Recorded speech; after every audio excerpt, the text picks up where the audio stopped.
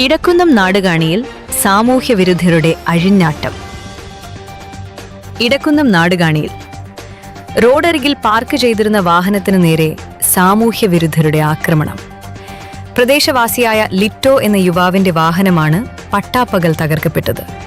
സംഭവത്തിൽ പോലീസ് അന്വേഷണം ആരംഭിച്ചു. ഇടക്കുന്നം പരിസരത്ത് സാമൂഹ്യവിരുദ്ധ ശല്യം വർദ്ധിച്ചു വരുന്നതായി പരാതികൾ ഉയരുന്നതിനിടെയാണ് പുതിയ സംഭവം. ലിറ്റോ തന്റെ വീട്ടിന് സമീപം റോഡരികിൽ സുരക്ഷിതമായി പാർക്ക് ചെയ്തിരുന്ന വാഹനത്തിനു നേരെയാണ് അതിക്രമമുണ്ടായത്. പ്രദേശത്ത് ലഹരി സംഘങ്ങളുടെയും സാമൂഹ്യവിരുദ്ധരുടെയും സാന്നിധ്യം വർദ്ധിക്കുന്നത് ഇത്തരം അക്രമങ്ങൾക്ക് കാരണമാകുന്നുവെന്ന് നാട്ടുകാർ ആരോപിക്കുന്നു. പ്രതികളെ ഉടൻ പിടികൂടുമെന്ന് പോലീസ് അറിയിച്ചു. കഷ്ടപ്പെട്ട് അധ്വാനിച്ചുണ്ടാക്കിയ വാഹനത്തിനു നേരെയുണ്ടായ ഈ ക്രൂരതയിൽ വലിയ പ്രതിഷേധത്തിലാണ് നാട്ടുകാർ.